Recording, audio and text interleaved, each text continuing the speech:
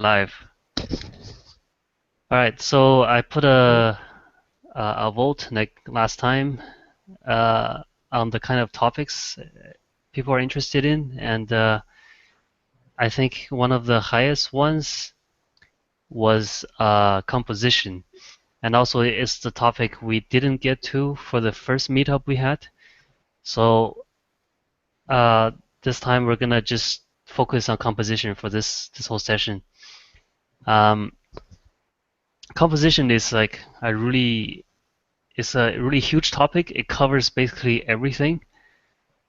It's also a very nebulous topic because everybody has their own kind of set of rules and theories and practices when it comes to composition. And it's just as well because it's a highly subjective uh, it's a highly subjective topic within art, which is already subjective. So what we're gonna do, what I want to do is try to make it something that you wouldn't be able to learn readily elsewhere, because there's a lot of ways to approach composition. There's a lot of say methods to get a good composition. A lot of people, you might have heard things like you should use rule of third. Um, you might have heard that you should use highest points of contrast at the most visually most important parts in the image, what you want to bring attention to. You might have heard things like the path of the viewer's eye, how to lead the viewer's eye on a path through your image, how to balance the image uh, in terms of visual weight. Does the illustration look like it can stand stably, or is it falling over or something? So there's a lot of ways to approach this. And all those things I listed before are kind of the I would call it a surface approach. They are directly addressing what you see in the image. And that is, of course, very important when it comes to visual art is what you see. Uh, However, I find that the area that is very neglected and is perhaps even more important than what you see is what you don't see. Um, not not what the image is showing you, but what is image making you feel. Um, and this uh, has a lot of uh, interesting, let's say, methods to approach this. And the one I want to start with today is metaphors. So Uh, what do I mean by this? This may sound very abstract, and I assure you it is. It might take us a few sessions to unravel what this is all about. But I think once you start to understand what I'm trying to get at, you will find it very enjoyable to think of composition and image making in this way, and you find your own unique approach and voice to this. And this is something that will ultimately make your art very personal, as opposed to just something you make following a set of rules and construction methods. All right. And I just so you know, I this is a learning process for me as well because I learned this in TAD from one of the greatest art instructors I think uh, ever, and who also happens to be a very poetic speaker and very energetic and really gets ideas across through all the channels. And I really don't know how he does it, so I will just try my best and most likely fail in the beginning, but hopefully we'll get somewhere through this learning process altogether. Okay, so like I mentioned earlier, a lot of composition that you see online is about how to what is directly visible on the image. But often, what the direct impact of an image that has on you is not actually about what is it showing you. So what do I mean by this? let's take a look at some, let's say, masters of symbolic composition or metaphorical composition. This is a piece by Justin Sweet, who is really one of my favorite artists. I don't know if do you guys know Justin Sweet? He worked on lots of I like don't know. film film concept art, things like a lot of Marvel films and things like Tolkien and uh, Narnia and things like that. He does has a very like unique and personal his own approach to art making that is takes a lot of influence from classic illustration. Okay, so I'll type the name in here so you know you can look at it later. Justin Sweet. The work is very sweet. So let's take a look at this image. Like when you see it, um, what's it about? What is this image about? Uh, you guys who has no mic, you can go ahead and type. But tell me what you see. Um, because I think I'm seeing. Okay, Edward, you can say something. Uh, well, it's like I don't know. It's like a secret meeting place or something, where two important men or like two guys are meeting in some place. I don't know. Seems like a place where a discussion, serious discussion is going on. I Right. guess. Uh, there's two. There's the meeting of two people. There's Yeah. you can see an atmosphere of seriousness or Yeah. severity, right? Yeah. Uh, and how does that come through? How do you why do you say that this is a serious meeting and not a, casual one? What Well, the characters are very seem like uh, you know they look their posture seems very like territorial. I don't know, and the place where they're at, I don't know, and the colors. There are no colors, black and white. what about the large shapes? What direction are these Oh yeah, things made of? Very, I would seems like say, very long verticals. yeah, And what kind of things in real life are made of long verticals? buildings, towers. Buildings, right? Towers, pillars, Yeah. things that when you see a very straight and tall shape, usually it is something that represents seriousness, like a courthouse or a parliamentary building or a church tower or things of that nature, right? Mm, So this verticality suggests stability, but also suggests seriousness. mm. Um, this this is a kind of thing you can see actually in the literal sense that these things actually we're already going a little bit away from the literal. The literal is that there's a figure here who seems to be dressed in some armor. There's another figure here who is seems barely dressed. There Mm. is some kind of cliff or castle here, and there is some kind of smoke here. That's literally what you see. Oh yeah, that's Uh, smoke. Okay, I but didn't if know it we, was smoke though. I'm only guessing here. I thought it But it was like the entrance of the cave or like the a huge tree. could also But be falling water. So oh yeah, yeah, and this is maybe a stream. So that's a valid interpretation. Okay, so Alex is saying there's a challenge here. This is a confrontation, which is where I agree with that. There's definitely some kind of confrontation here. Uh, but why is it? What gives it away that this is a confrontation and they're not having a friendly meeting? Um, so now let's go away a bit from this literal sense of what we're seeing. So the first step will be the shape, like I already was mentioning, strong verticals suggesting the mood, that this is a serious meeting.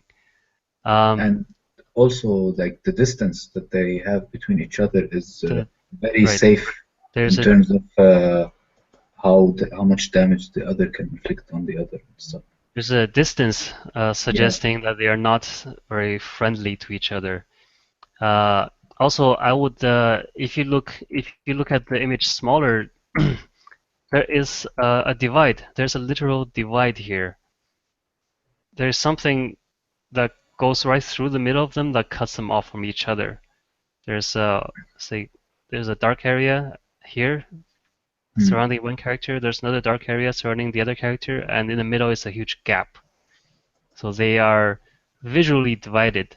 That they are not in the same space, which I think is lending to this idea that there's a challenge. mm. Uh, in the other, and if you look at what colors actually, or let's say value these characters are right now, what can you say about this character? What is the values that represent him and his surroundings, or his world, let's say? The one on the right, Right, this character. uh,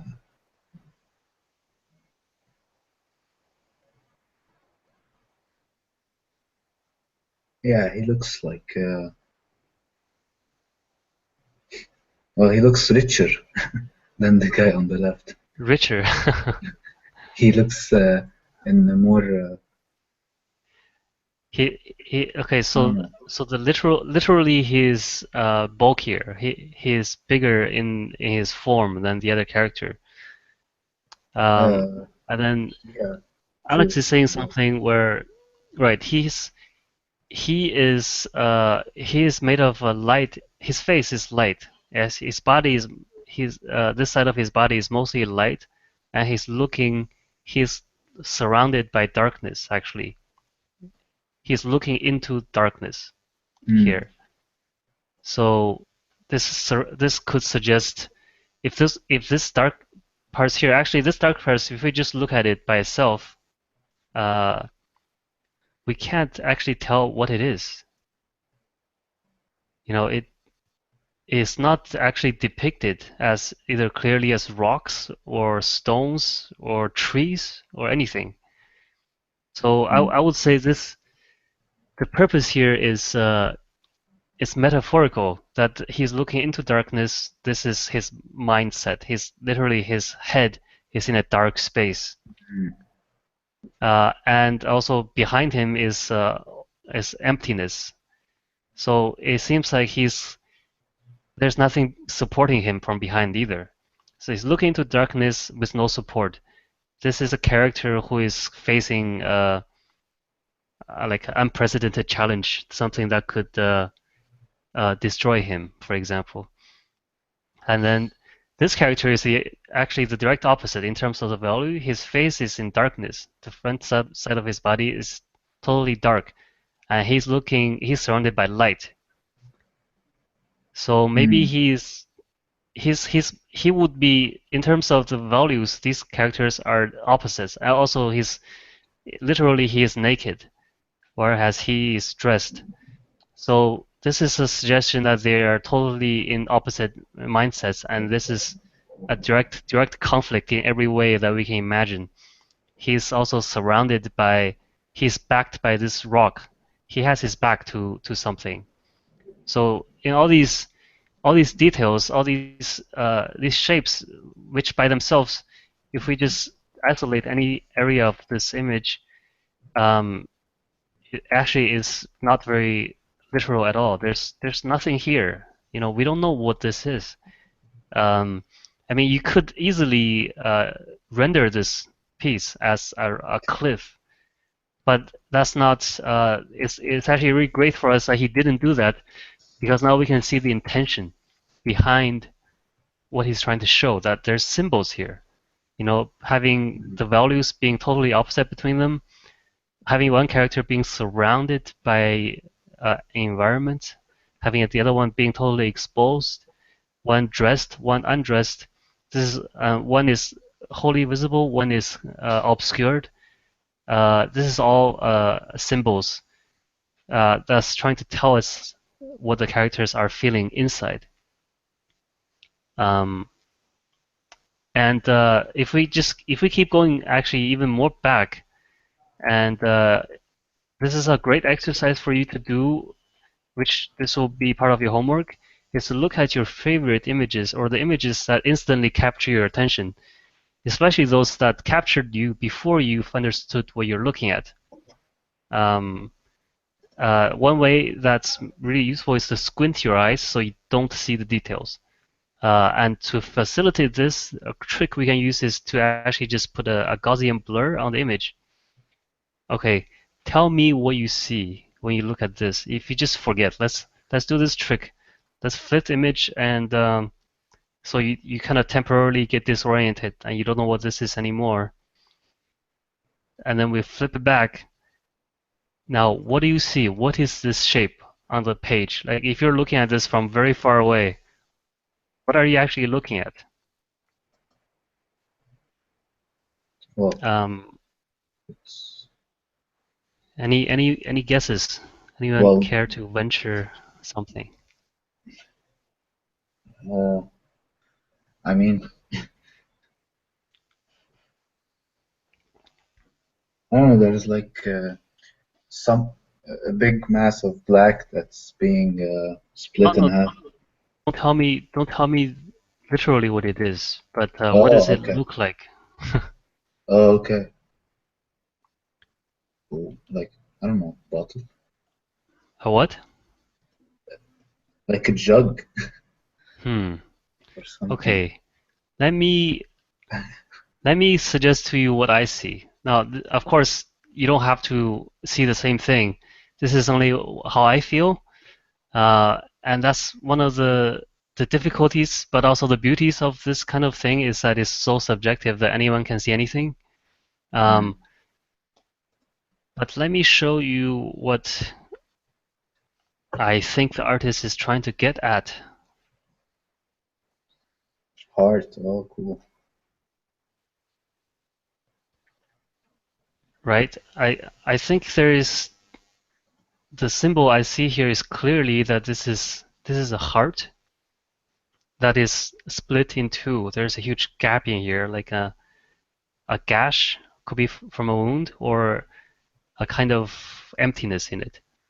Hmm. This is already giving me the feeling subconsciously, even if I don't understand I'm seeing this, even if I'm looking at the image like this, I would feel this kind of association with the heart that is a heart that's wounded.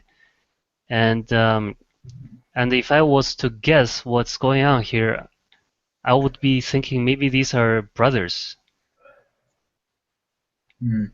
who are who are confronting each other, and there is a kind of this is a this is a killing that is very deeply rooted. So it seems to me this is the image, the metaphor here is that two brothers killing each other is like a heart being cut in two.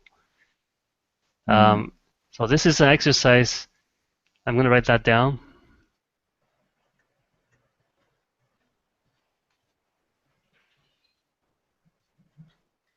Uh, it's really actually impossible to say what the original intention of this image is, but the point of this exercise is not actually to be able to accurately guess and prove or anything like that what the intention is.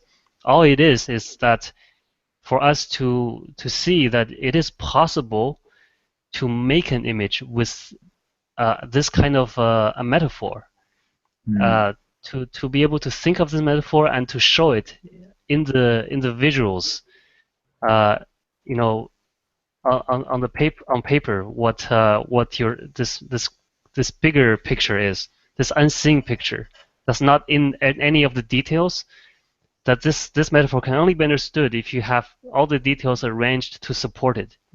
If you had this intention in mind that you were feeling this kind of this sensation in you when you're painting that this is a tragedy, this is a splitting of one organ that's supposed to be whole, then you can shape every detail in the image to support it, and an image will come out not only with the details depicted, but also with this feeling, and then you'll be able to transmit this feeling to the audience in a way that you couldn't if you're only trying to paint a cool picture.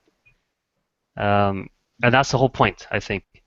For like a visual storyteller, I would like you guys to think of yourself as visual storytellers and not drawers, because let's face it, most concept art is actually shit.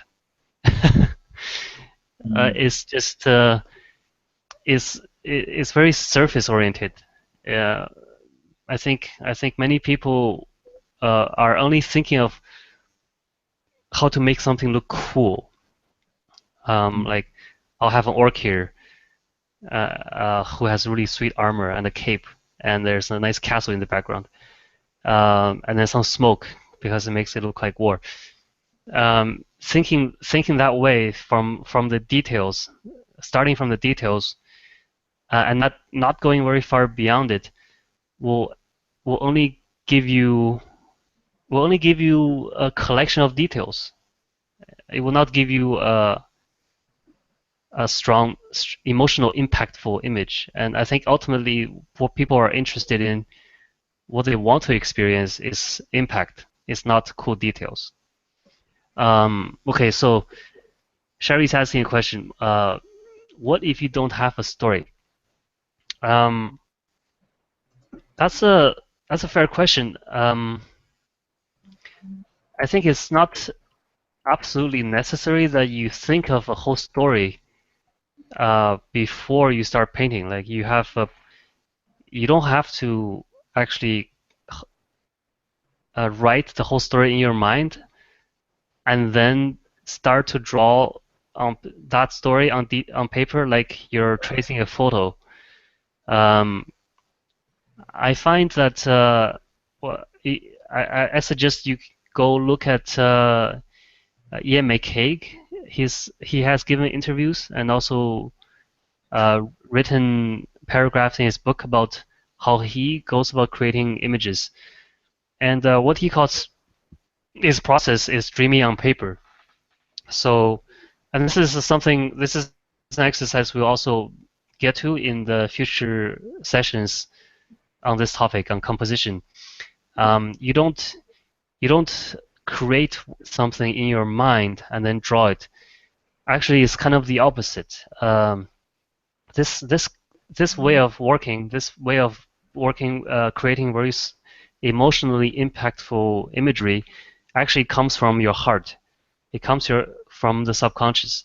And what you do is you put things on paper in a semi-uncontrolled fashion. You create a bunch of chaos on the canvas, and then you look at it and react to it. It's a bit like a Rorschach test. Uh, like you're throwing blobs on paper, and then you look at it, um, and it makes you feel something. Like it triggers certain parts of your emotions and also parts of your visual library, and you can say, oh, this blob here looks like a bird, and then it's giving me and this blob over here looks like a bird tamer, and it's giving me a sensation of freedom versus confinement. And then you kind of react to it and start to add and take away pieces until the blobs start to turn into something. But that's kind of getting ahead of the topic right now. I will I'll get to some exercise you can do later, where you experiment with this making blobs and reacting to it using the whatever emotional frequencies that you have, and also whatever visual vocabulary that you have stored. It's a combination of those two that joins together to make a whole complete image. So let's put this away. Um, Now, basically, this is I think a very foreign way of image making that many people are not thinking about, because usually, when you sit down to sketch something, you're just sketching. You're thinking, like I want to sketch today. I want to do like a cool elf archer guy who has like a really long bow, and maybe he shoots like three arrows at once. Wouldn't that be interesting? You're starting with the details, so I want you guys to get used to this way of thinking, not only in terms of the literally what something that the image is, but metaphorically what is it. So um, let's take a look at I don't know what would be interesting.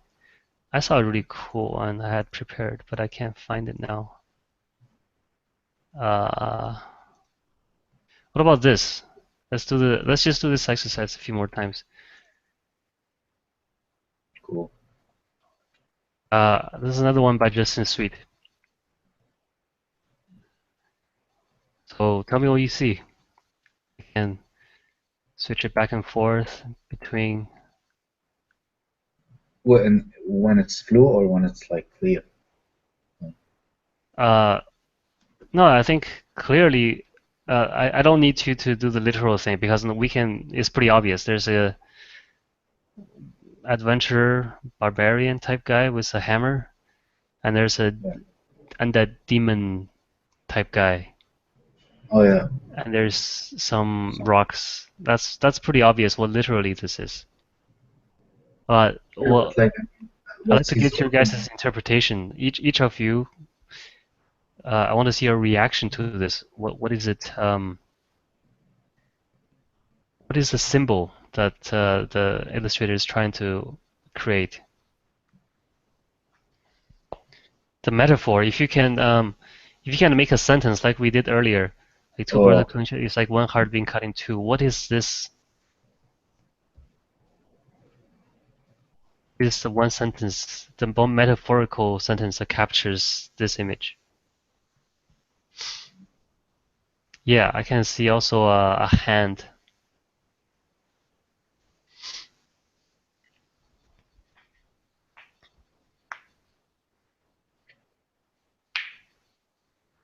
Um, Kind of not a very healthy one, like a hand of a like it's still a bit. You can see a bit of maybe skin and flesh here. If this was a hand, but here is already quite bony and rotten, or even charred or something.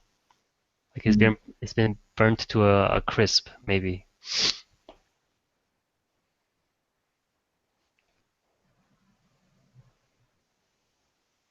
Uh, well, that's not a very that's a good start, but it's not a complete symbol. Like, what is it's a hand? What is it doing? What is happening to the hand?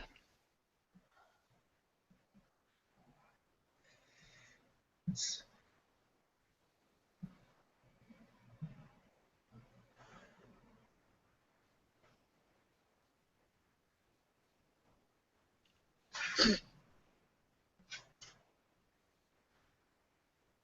Anybody? There's no wrong answers here, guys. yeah, but I'm trying to make give it sense like you're saying. This is the it's like I have to look at it. You have to look at it. This is not so much about analyzing with your brain, actually. This is about kind of feeling it. What is the feeling that you have? Hmm, well, Hmm. Right. feeling. Um, Yeah. I think Alex is. I kind of agree with him on oh, this. The hand is definitely not healthy. It's being hurt or injured somehow. yeah, Um, it does look like. I guess. It's like someone tried to take something that shouldn't be taken or something, and his hand got. Yeah, the hand is maybe holding something that is. harmful to itself, like Yeah, it's personally. quite Yeah. sharp. Um, or maybe the hand is possibly a hand is dying and mutating into something. It's Mm. got this cancerous growth or something in it. Uh, and I thought this is interesting how this character is come right across. The hand is all kind of dark, and he's a light part, a light shape, and it's going right across it. It's cutting it right off. So maybe, Yeah. I mean, one possible interpretation for me is that he's cutting off the hand. He's visually and symbolically cutting off a diseased hand that is mutating into something else that's harmful to the, let's say, the host or something like that. Mm. So disease versus uh, surgical instrument maybe. It's one way to look at it. I think there's uh, again, this is a very subjective thing. You can, if you sat here and look at it for a while, or if you showed it to different people, there will definitely be different ways to interpret it. Yeah. Uh, but the I want to stress that the important bit here is not to have the right answer. You know, it's not an exam where if you find the right answer, you get points. It's not like that. It is just for you when you are sitting down to draw something and you're putting down a bunch of shapes on the paper. If you can look at the shape and come up with a story on the spot, if the story speaks to you and makes you feel something, like if you're looking at if you just sat down and painted a bunch of blobs on the paper and you think, oh my God, this looks like a really hand where the flesh are melting off, and it makes you feel really sick, and you think to yourself, oh, if this is my hand, I would really definitely chop it off. Like there's no saving it. So then maybe you're erasing some stuff here, and maybe that's how you would start something like this, and then you can look at this blobby mess and think, what can I do with this? Like, because only right now, it only speaks to you emotionally, but you need to fill it with detail so that it speaks to other people as well.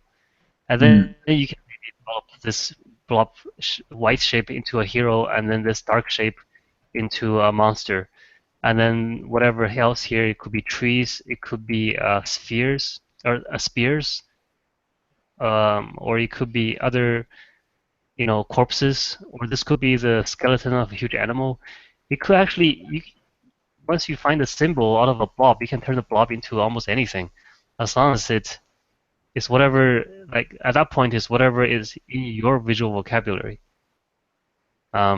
So let's keep going. Um,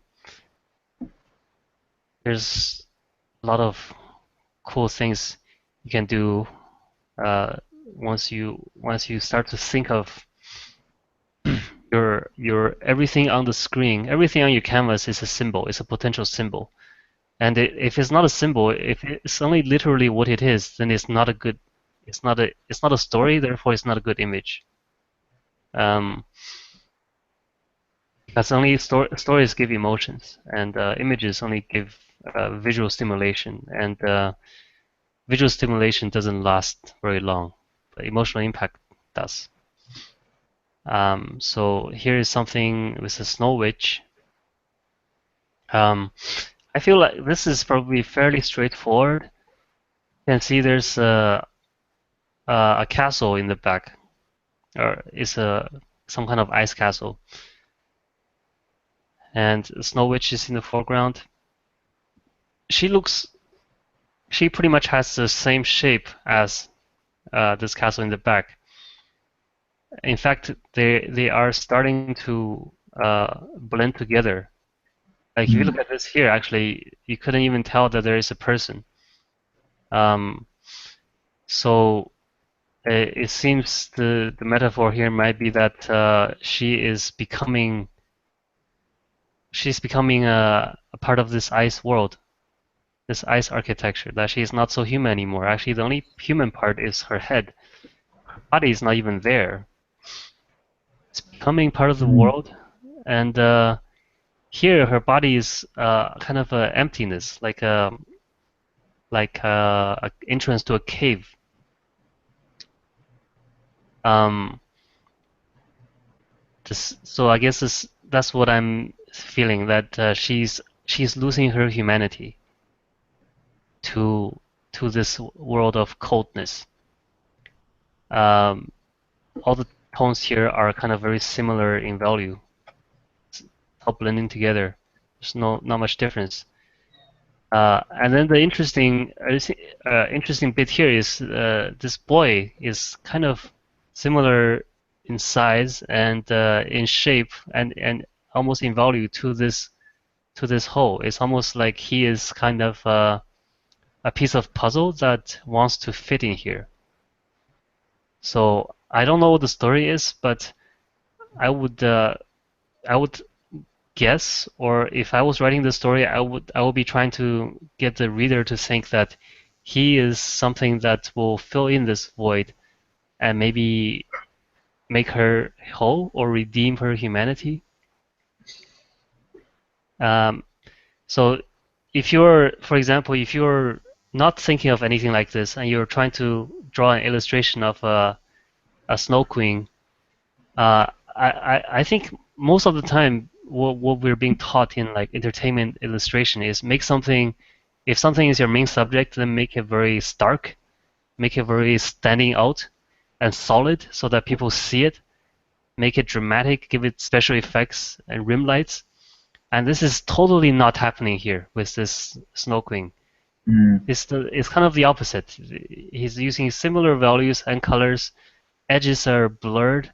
She has no solid form, and she's not very big on the screen. Like her eyes are not staring into the camera. This is a kind of uh, approach to image making that's more about telling a story than showing off your ability to render light and form. And I would argue, for me personally, it's much more interesting to look at something like this than to have this like League of Legends style, you know, Mm. illustration. And that and the reason that someone is able to do this is because he was thinking of symbols, not literally what you see. Some more symbols, just as an example. I mean, you're also let's okay, I'll let you guys do something here. This is a painting by a British painter from the late 18th century about Mount Vesuvius. Um, I'll See. let you guys have a turn at this. Just don't think too hard. Well, When in you're terms of thinking too hard, you're using your brain, and I want you to use your body and not your brain. So just kind of try to free flow a little bit. Like take 5 seconds, look at it, and then type or say what you see. What is the symbol here? looks And warm, go. it looks warm, and Hmm? like, oh yeah, in terms of um,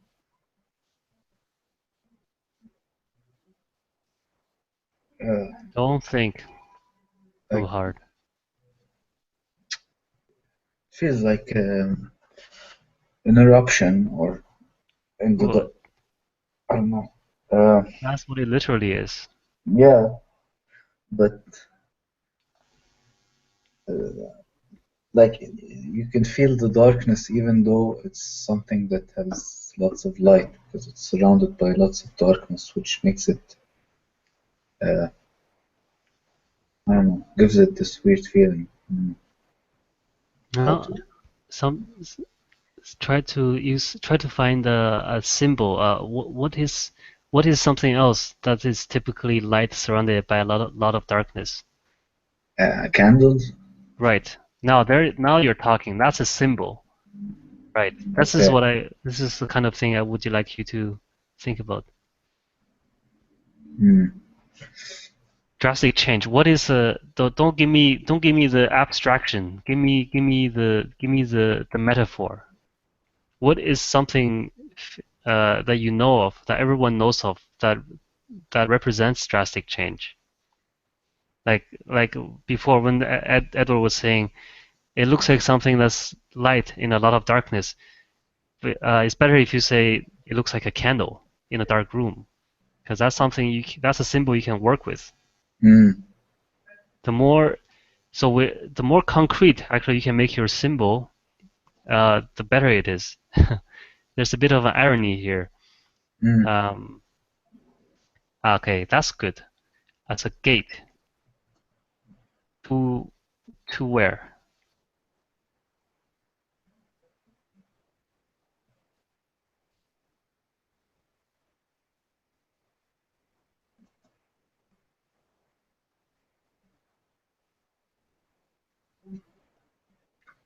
I'm gonna put my own here. I think it looks like No, yeah. eye maybe, or a reptilian eye.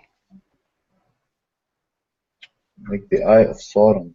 Sherry, are you there? Yeah.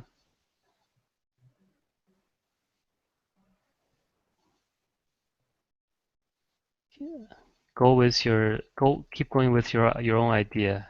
Um, it's not done unless it's not a complete symbolism unless until you have a kind of mini story in it. Like this Uh, is the goal I here. see. Like it looks also like some kind of road into a deep tunnel or something. But that's really weird. Could be a gate. Okay, so a throat like a gaping maw Yeah, I guess. to of a Um, beast, uh, yeah, of a dragon, you could say, because it's right? warm. Of a You can beast feel it's warm. slash. Okay, Whatever. I don't know. yeah, that's fine. Don't you do know? Don't say I don't know. Candle looks like a candle is melting. Uh, gate probably to hell maybe. Yeah, you could say that. Reptilian eye that's Christ burning tears. So these are all possible. These are all fair analogies. Um, I would even I would even say this looks like a womb. I would even say like there's a kind of Mm, inception here. That's giving the womb a womb giving fiery birth or giving birth to um well there's smokes and I mean it's literally smoke and ash, but I guess it's a kind of birth of destruction. But yeah, so again, it's not so important that one of these symbols is right, is what academically accurate. Ship. Hmm. Yeah, actually, could be, because this you could see this as kind of waves on an ocean, and maybe here's the bow of a ship, and it is on fire. So yeah, that's a good one. Yeah. Um, Yeah, so I'm just gonna beat this dead horse. When you're later when we get to the exercise, when you make kind of blobs on the page, and you try to see it as a symbol, it's only important that you find a symbol you feel very strongly about, something that gets you very motivated. Uh, if you see, for example, this kind of let's say a dragon, the symbol of a dragon. If it actually terrifies you a little bit, that would be great because you can work with that. You can develop this. You can carve this symbol, this blurry shape into what it is you see that scares you. And anything you make that way, where you can feed into the emotions that you feel when you make the symbol, it will be that much stronger in the final image. When other people will see it and feel what it is you were feeling when you did it, and it will not just be a collection of details. Um, I think this one is pretty damn obvious. This is a William Turner painting, burning up the house of the Lord. It's a huge fire. Um, but what else is this aside from what it literally is?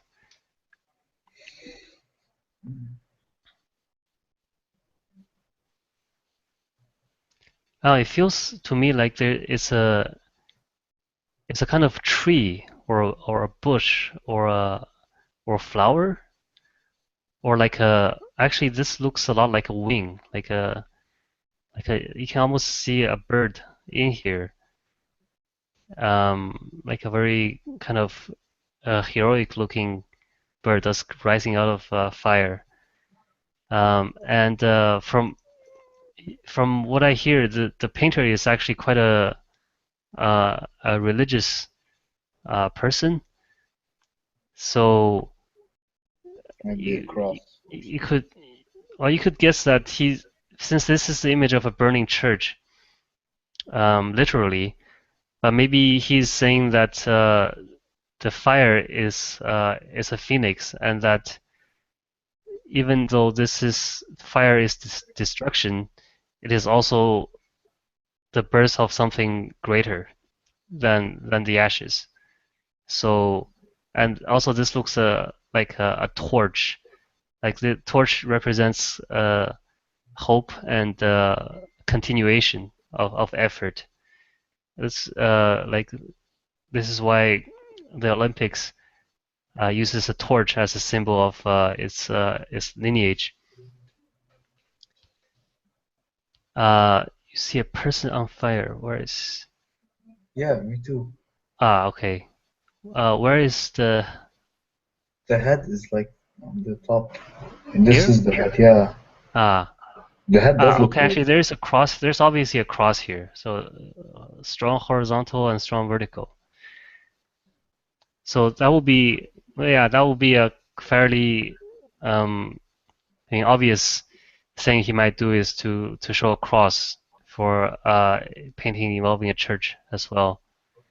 So yeah, when you start to look at images in this way, you will start to see symbols, especially in great images that they're everywhere. This is a really cool one. It's another name I think you guys would enjoy looking into. It's Howard Pyle. He's another illustrator from the turn of the century. This is one called Travels of the Soul. It's a four-part image, series of illustrations. So it's literally a female figure coming out of a doorway into looks like early dawn because this sky looks like it's about to light up. Um, but symbolically, it looks like to me. Actually, give you guys a shot first. What do you see here? I see someone hiding behind the shield or something. Or Right. No, that's literally what it is. But tell me the symbol. I And didn't know there was yeah, yeah. one. We don't care about literally what is on the image because any idiot can see that.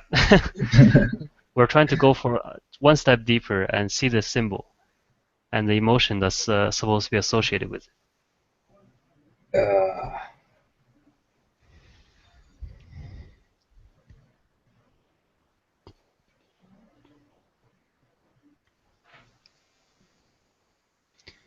A figure, a figure of what? It's not a clear enough symbol. No, that's what it literally is.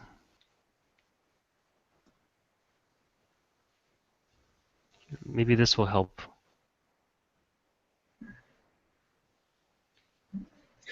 Squint your eyes. Remember, if your painting is literally about what it is about, then it's not a very interesting painting, no matter how much detail you put into it. I mean, for example, I have an idea now, but it's also based on the fact that I understood that there's a guy behind the shield. I Hmm. feel like it means it's like change is unstoppable or something because it feels like uh, even though he's behind the shield, he cannot hide from what's coming or something.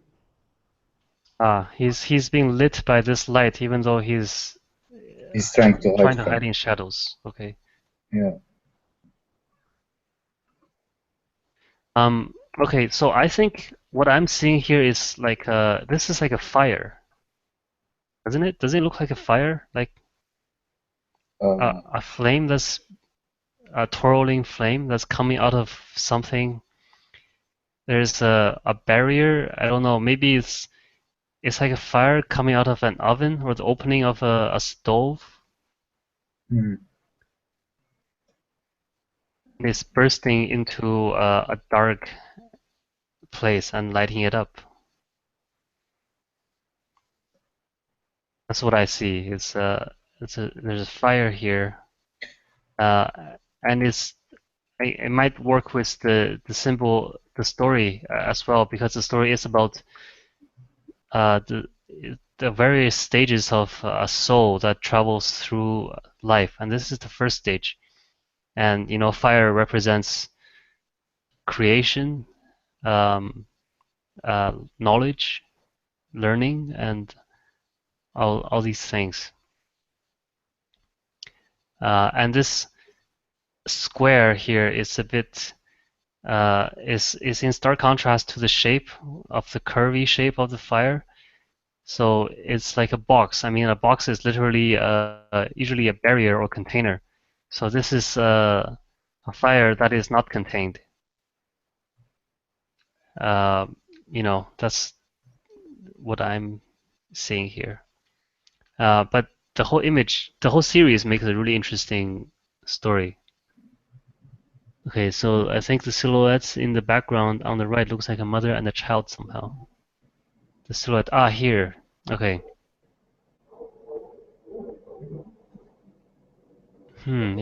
It could.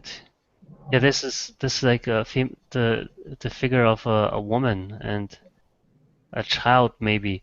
I don't know if this is possibly what the illustrator intended, but I can see that as well, what you're saying. Like this is a female figure, and then she's holding something.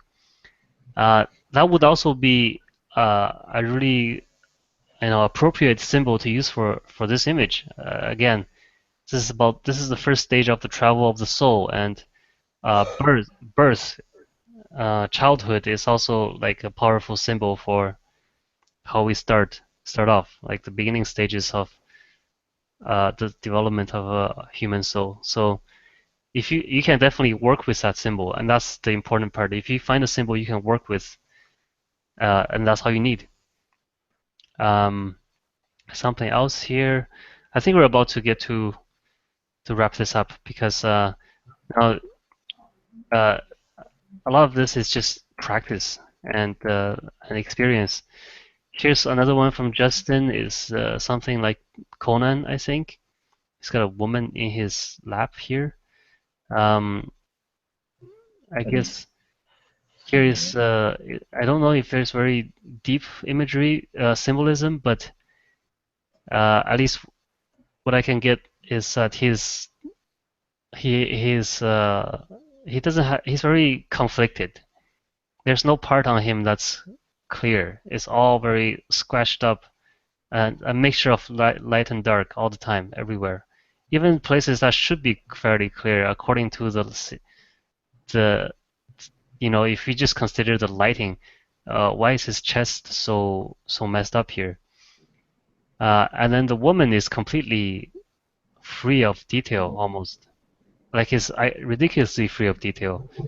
I would argue this is symbolic in that But there's Uh, also one thing in the detail, like the expression on his face doesn't explain the woman in his between his legs. right? It's like He he, doesn't seem to be reacting to this woman how you would yeah, expect a man to yeah, react to a exactly. woman.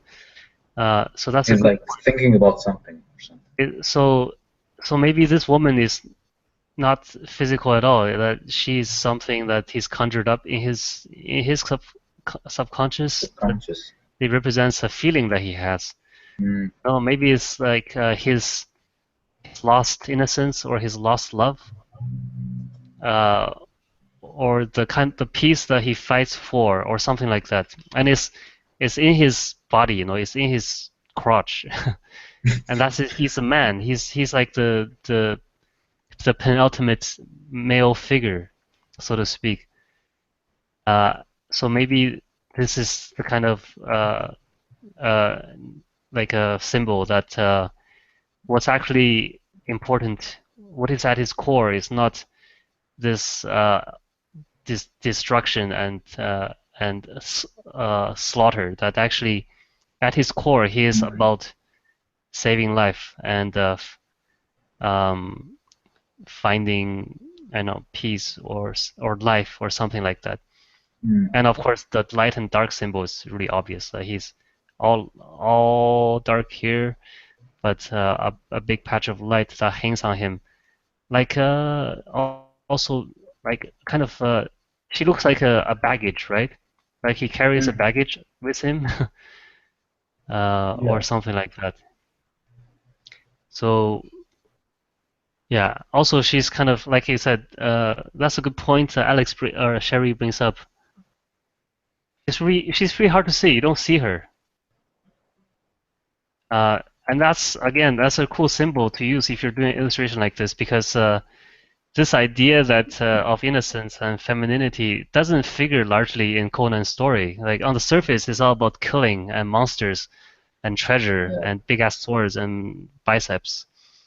But hidden away in all this somewhere is like a space of tenderness and his counterpart, which I think uh, again, this also even applies to story writing. Like this image would be so boring if it was just him sitting here. Even if you just drew him with all the details and super nice anatomy and rendering, it will be a boring ass image. Yeah. Just as if you wrote a story about just the most badass hero there is, but he has no space in his story for the opposite, like innocence and childhood and all that. It will be a shitty story. Like no, people will get bored very fast unless you're like a 12-year-old boy, which you might be entertained all the time. Even then. So let's see, right? Mm. So that's great. You guys are seeing things. I'm really happy. Uh, here's one another Howard Pyle.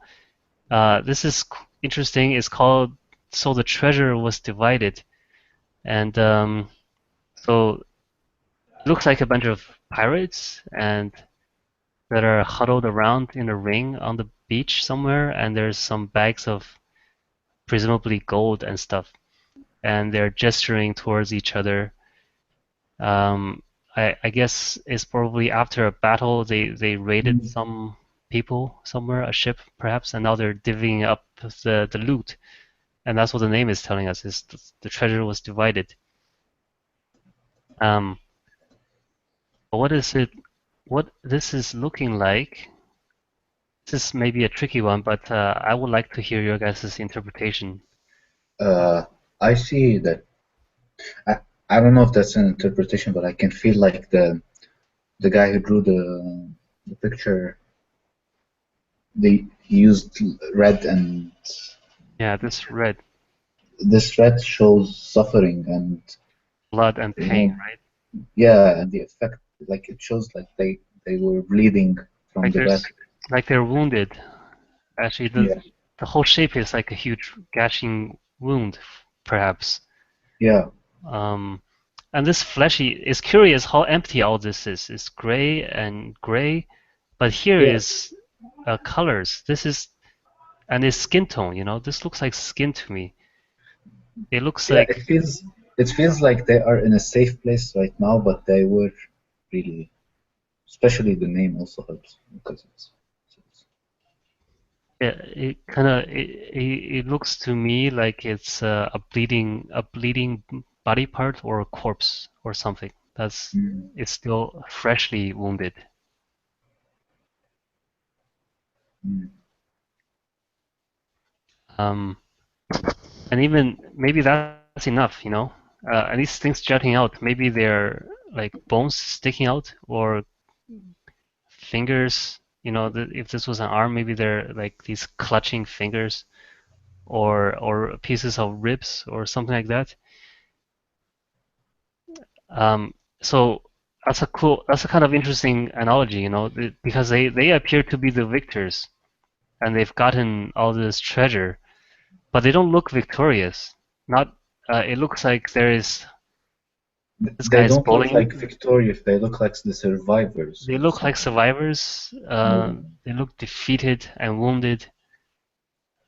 This guy is hunched over, so it seems like a kind of um, I kind of irony, like a visual irony that the pirates who appear to have gotten this loot are actually themselves the victims of violence, um, or something like that. Yeah. Okay, so yeah. All right. So just to cover a few more, just because I got them already. This one is already so blurry. I didn't even need a filter. It's like this literally grand landscape with castles and some settlements. It looks to me like there's a tornado here. This tower or city being the center of it, and this tornado is blowing through some environment and is shredding it apart. And this part is the only place. This is all being torn up, and this is only safe spot, but it's not. It will not be safe for long. Um,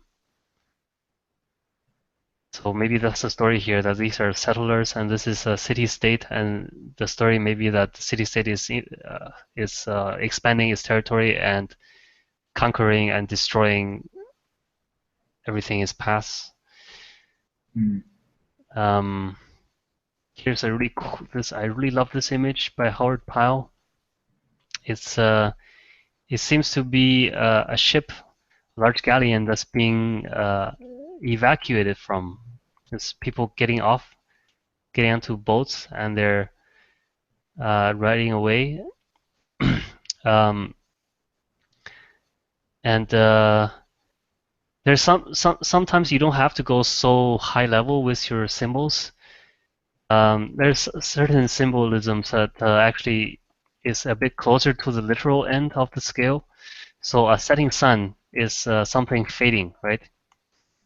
mm, Uh, Conclusion or failure or the end of a journey is usually associated with a setting sun. And this ship looks to be on fire, but the fire usually smokes are black, um, but in this case they're actually they don't look so much like smokes as clouds, and the colors are fading to the sky. So the value here, there's a symbol with the values here that the ship is fading away, that it's retiring, it's returning to nature again. And here the bottom of the ship is actually taking on the color and the shape of the ocean. So it's fading away into where it came. It's going back into the ocean and yeah. into the sky. Absorbed. It's being absorbed. Yes, it's being eaten by, it's embraced by the ocean. And these flags or these sails. I mean, on the one hand, they're white flags of surrender. On the other hand, the motion almost looks like they're waving off this ship. They're saying goodbye, like off you go to Mm, onward to your home or something like this. So, and I mean, you could have, if you're an illustrator, all this is in your control. When you're, if you just come up with a story like there's a ship being abandoned, you could have made this shape, this sail, any color. Um, you could have put patterns on it. You could have rendered this ship out. Actually, I think most people would, especially when they think of the main subject, would try to make it as solid and detailed as possible. But that is totally the opposite again of what's happening here. You don't see this ship at all. It's the symbol here is that it's fading, and so there's not much detail on it, and it's very obscure and blurry. And this actually lends a service to the image that in to serve the story and the symbol. Sometimes less detail is better. And how you decide that is really just what story you're trying to tell. If this is your story, um, let's say an abandoned ship fades, or let's say melts back into the sea and sky. So let's say this is the symbol, then you would you would have once you've discovered your symbol for the image. And again, the exercise, I'll try to give you guys an exercise so you can, through a process of chaos um, and order, recognize what is the symbol you're trying to show. Then you write it down and you keep looking at this. You keep reminding yourself of this when you're painting, and then these keywords will let you decide how to do the image, how much detail to put where, what values to use, what colors to use. It will all be decided by your symbol. And because you have this central story, this central emotion, your image will be together. It will not be a collection of details. It will be a story. Um, okay. Uh, so that's my introduction to composition. Uh, like I said, there's so many different angles to approach composition, and this is only one of them. And but I think it's a really important first step to begin to see compositions as an abstract metaphor, an emotional metaphor. And then the next class we'll talk about uh, visually how to develop, how to find a metaphor when you're faced with a blank image or a blank screen. But the first step is to see it, is learn to see it and learn to tell these stories. And and when you're telling them, you're not it's not an intellectual exercise. Uh, you should find the story that's really true to you, that makes you feel uh, something, that touches you. Um, that the stronger the better. And when you're able to find these feelings and recognize what they are, when you look at your favorite images, then you're on the way to be able to do it on your own. So so for your homework, I would like you to find, let's say, of your five of your favorite illustrations. Um, And I want you to do the thing we did in the beginning with this heart. So this has a quick demo. Let's see. Oops. So the symbol for this is can be so simple. Like, let's see. Oops. Hold on. Yeah,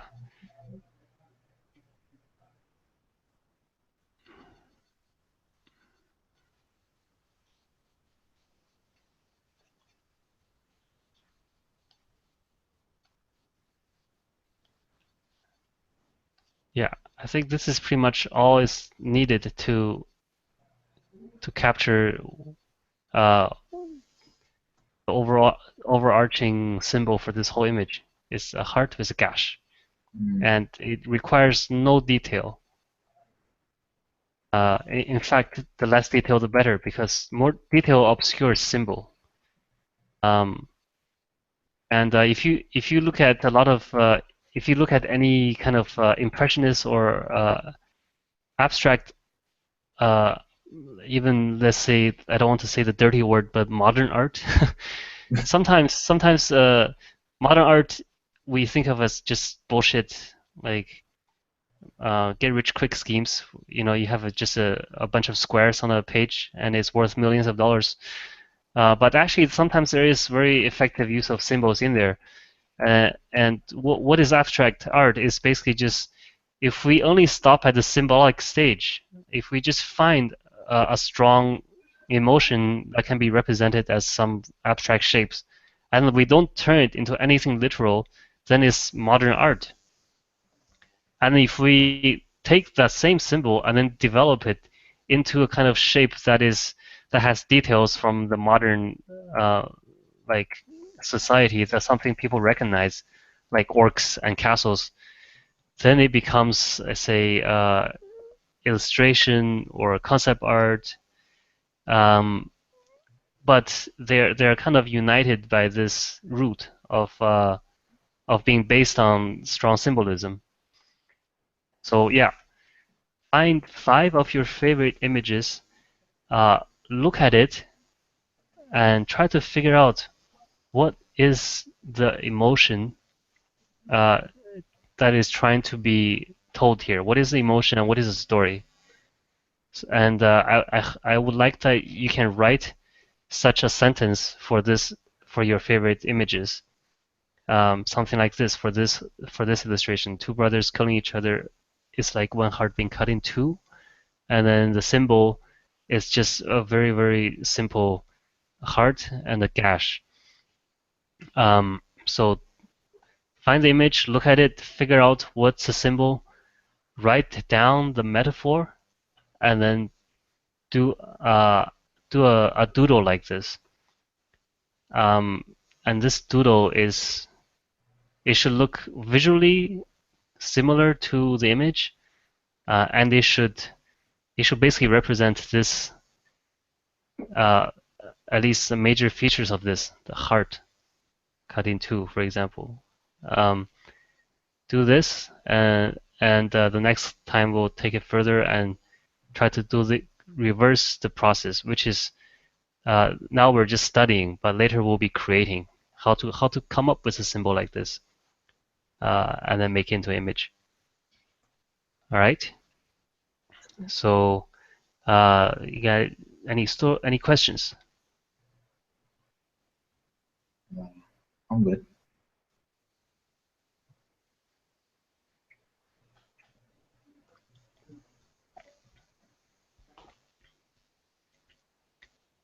Also, yeah, if anyone has some homework they did from last week's Oh, class. oh yeah. Can I ask you about the homework? Um, yeah, yeah, sure. What do you want to ask? Well, I worked on the drawing and I mean I just want to show you the some of the stuff that I made, and maybe you could give me your opinion on how to keep going. I mean I haven't finished it yet, but I just want to show you what I've done so far from Are you math, talking about the homework math painting. from figure one? Oh, you have a map painting. No, let's do that in a separate session Oh, because this oh, session sorry. is just for Oh, okay, sorry. I the thought when you topic. said homework, I thought about homework. Okay. No, I mean the homework for figure one, which I gave Oh, from the last hangout we had. oh okay. Oh, Okay, yeah, let's we can take a look at some of your silhouettes if you want to show it. Um, boxes. What boxes?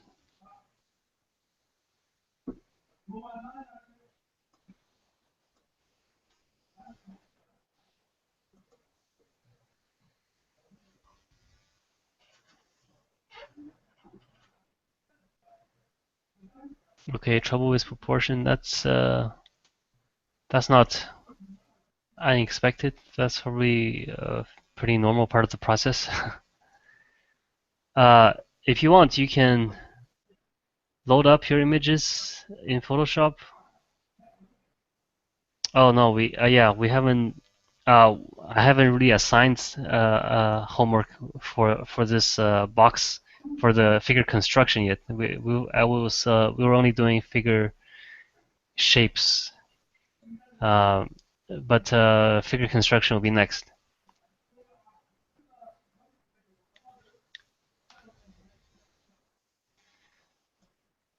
So actually, so if you want to show them right now, you can put it in Photoshop and do a screen share. Um, so you don't have to show all of them actually. You can just like pick a few, uh, that represents what you did. You did it on paper? Okay. All right.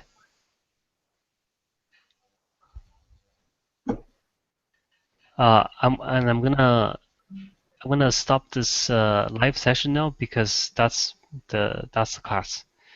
So we can hang out here for a little bit longer and just take a look at whatever stuff you want to show me. Uh,